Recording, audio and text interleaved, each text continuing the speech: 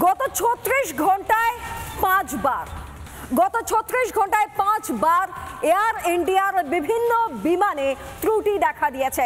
আহমেদাবাদের ঘটনার পর আপনারা সবাই জানেন যে মানুষের মধ্যে একটা আতঙ্ক কাজ করছে এবং তারপর থেকে লাগাতার এয়ার ইন্ডিয়ার বিভিন্ন বিমানে যান্ত্রিক গোলযোগ। এবার AI-180 বিমানে যান্ত্রিক ত্রুটি। সান ফ্রান্সিসকো থেকে কলকাতা হয়ে মুম্বাইগামী এই বিমান গত রাতে কলকাতায় 12টা 45 মিনিটে অবতরণ করে বিমানবন্দরে। অবতরণের সময় বাঁ দিকের ইঞ্জিনের যান্ত্রিক ত্রুটি ধরা পড়ে। আমি আমাদের দুই প্রতিনিধি এই মুহূর্তে আমাদের সঙ্গে রয়েছেন, সৈকত রয়েছেন এবং এলিনা রয়েছেন। আমি আগে সৈকতের কাছে যাব। সৈকত, গত 36 ঘন্টায় 5 বার যাত্রীরা তো এরপর আর উঠতে চাইবেন না ভয়ের চোটে বিমানে।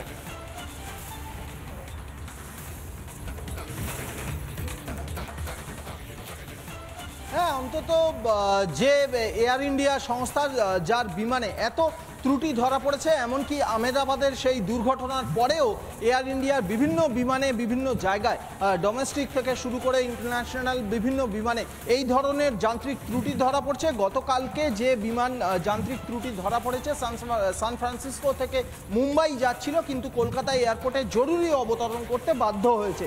বাঁদিকের ইঞ্জিনে একটা ত্রুটি দেখা গেছে এবং এখনও অবধি কিন্তু বিমানটি কলকাতা বিমানবন্দরে রয়েছে এমনটাই জানা যাচ্ছে। এই মুহূর্তে সরাসরি আমার ভিডিও জার্নালিস্ট অতনু নাগ কলকাতা বিমানবন্দরের চিত্রটা দেখানোর চেষ্টা করবে। দূরে একটি এয়ার ইন্ডিয়ার বিমান দাঁড়ানো রয়েছে। এয়ার ইন্ডিয়া এআই সূত্রে যেটা জানা যাচ্ছে, এই বিমানটি সেই বিমান বলে জানা যাচ্ছে এবং এই বিমানটি বিগত কালকের রাত থেকেই ঠিক ওই জায়গাটাতেই দাঁড় করানো রয়েছে।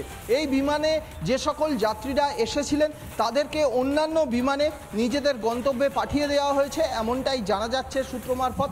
এবং এখনো পর্যন্ত এই বিমানটিকে মেরামতির কাজ চলছে। যে টেকনিক্যাল সমস্যা ছিল সেই টেকনিক্যাল সমস্যা সলভ করার চেষ্টা করা হচ্ছে বিমান সংস্থা সূত্রে খবর এবং কলকাতা বিমানবন্দর সূত্রে খবর যে এই যে বিমানটি আমরা দেখাচ্ছি রিপাবলিক বাংলার পর্দায় সরাসরি দেখাচ্ছি আমরা, এই বিমানটি সেই বিমান এবং আমার ভিডিও জার্নালিস্ট অতনু নাগ একেবারে জুম করে দেখানোর চেষ্টা করছে। এখনও পর্যন্ত কিন্তু বিমানের যে বাঁদিকের ইঞ্জিনের সমস্যা, সেই জায়গাটাতে কিন্তু যে টেকনিক্যাল টিম তারা কিন্তু কাজ করছে। একটি টেকনিক্যাল কার রয়েছে, আমরা সরাসরি দেখতে পাচ্ছি সেই জায়গাটিতেই কিন্তু সমস্যা হয়েছিল গতকালকে এবং আজকের ভোরবেলার দিকে প্যাসেঞ্জারদের সবাইকে নেমে যেতে বলা হয়েছিল এবং তারপরে অন্যান্য বিমানে এই কলকাতা এয়ারপোর্ট থেকে তাদের গন্তব্যে যাওয়ার মতো অন্যান্য সংস্থার যে ত্রুটি যার জেরে যাত্রীদেরকে অন্য বিমানে করে তাদের গন্তব্যে পাঠানো হয়, কিন্তু এয়ার ইন্ডিয়ার বারবার এই ধরনের ত্রুটির জেরে সমস্যায় পড়ছেন যাত্রীরা নিঃসন্দেহে। যাত্রীরা কি বলছেন একবার শোনাবো আপনাদের। আতঙ্ক তো হচ্ছে, ধরুন ফ্লাইটে বসার সময় কোনো কিছু একটা শব্দ, কোনো একটু ঝাঁকুনি হলেই মনের মধ্যে একটা আতঙ্ক আসবে না যে কিছু একটা হয়ে গেছে নাকি, মনের মধ্যে মানে ভালোই লাগে তখনই। হ্যাঁ, খুবই ভয় লাগে। আমি তো আমার তো মাসে একবার করে তো যাতায়াত হয়। আগের মাসে 17 তারিখে গিয়েছিলাম, আবার আসলাম আজ 17 তারিখে, 1 মাস হয়ে গেছে। তাহলে এয়ার ইন্ডিয়া তাহলে কিছু তো ত্রুটি আছে, নাহলে বারবার এয়ার ইন্ডিয়াতেই কেন এরকম হচ্ছে? ওটা তো গভর্নমেন্টকে তো দেখতেই হবে যে কীভাবে কী হচ্ছে। নিশ্চয়ই সেটা ভয় তো লাগবেই। লাইক আমার বোন আজকে ব্যাঙ্গালোর ফ্লাই করছে এবং my parents are also coming from Tripura, তো ভয় তো লাগবেই, স্বাভাবিক একটা কথা। Though I am belonging from medical field, তো আমার এইসব দেখে একটু অভ্যস্ত আছে, বাট আমার ফ্যামিলি মেম্বারের সবাই ভয় পেয়ে আছে যে মানে নেক্সট কী হবে, বা আমরাও যখন ফ্লাই করব তখন কতটা আমরা সেফ। একটু তো ভয় তো ন্যাচারালি লাগবেই, ওটার সময় এটা ভাবি, ওটার কথা মনে পড়ে। না আজকে ওটার সময় মনে পড়লো ওটা। হ্যাঁ, স্বাভাবিক একটু তো আতঙ্ক থাকবেই এবং বাড়িতেও অনেকে মনে করছে যে এই সিচুয়েশানে যদি ফ্লাইটটাকে চেঞ্জ করে অন্য কোনো পদ্ধতিতে যাওয়া যেত, কিন্তু সবসময় তো আর সম্ভব হয় না। যখন আমরা ইন্টারন্যাশনাল ফ্লাইটে যাব সেখানেও যদি এরকমের সমস্যা, একটা আতঙ্ক থাকবে। আমাদের মতো নিত্য প্রয়োজনীয় মানুষ যারা কাছাকাছি যায় বা বিভিন্ন ট্রাভেলিংয়ের জন্য যায়, ট্যুর পারপাসে যায়, তাদের একটা আতঙ্ক থেকেই যাচ্ছে। অপরদিকে এলিনা আমাদের প্রতিনিধি রয়েছেন একই সঙ্গে, এবং আপনারা দেখতেই পেলেন যে যারা যাত্রী তাদের কি মনোভাব। আমি একবার এলিনার কাছে যাব। এলিনা, বারবার যদি এরকম হয় তাতে যাত্রীরা সমস্যায় পড়েন, তারা প্রচুর টিকিট কেটে ফেলেন, সেখান থেকে যদি বারবার এরকম সমস্যায় পড়েন প্রশ্নের জায়গা তো আসবেই। কি প্রতিক্রিয়া আসছে?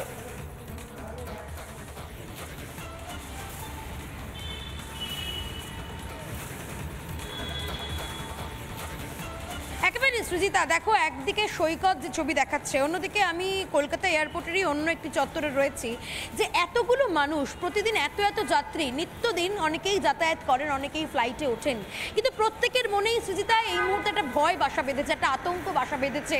যে কোনো বিমানে উঠতে গিয়ে তারা একবার নয়, 10 বার নয়, 100 বার ভাবছেন যে তাদের সঙ্গে এমন কোনো ভয়ঙ্কর ঘটনা ঘটবে না তো, তারা সঠিকভাবে সুষ্ঠুভাবে বিমানে যাত্রা করতে পারবেন তো, নিজের গন্তব্যে পৌঁছতে পারবেন তো, এই টেনশনটা মাথায় নিয়েই তারা কিন্তু বিমানে যাতায়াত করছেন। কলকাতা বিমানবন্দরে শয়ে কেন লক্ষ যাত্রী প্রতিদিন নিত্য যাতায়াত করেন, এবং সেই জায়গা দিয়ে দাঁড়িয়ে এয়ার ইন্ডিয়ার বিমানে তুমি যেমনটা বলছিলে প্রথমেই যে 36 ঘন্টায় 5 বারেরও বেশি বার এই গোলযোগ দেখা দিল এয়ার ইন্ডিয়ার বিমানেই। এখন প্রশ্ন হচ্ছে, বারবার এয়ার ইন্ডিয়ার বিমান কেন? কোথায় গোলযোগ রয়েছে, কোথায় ত্রুটি রয়েছে?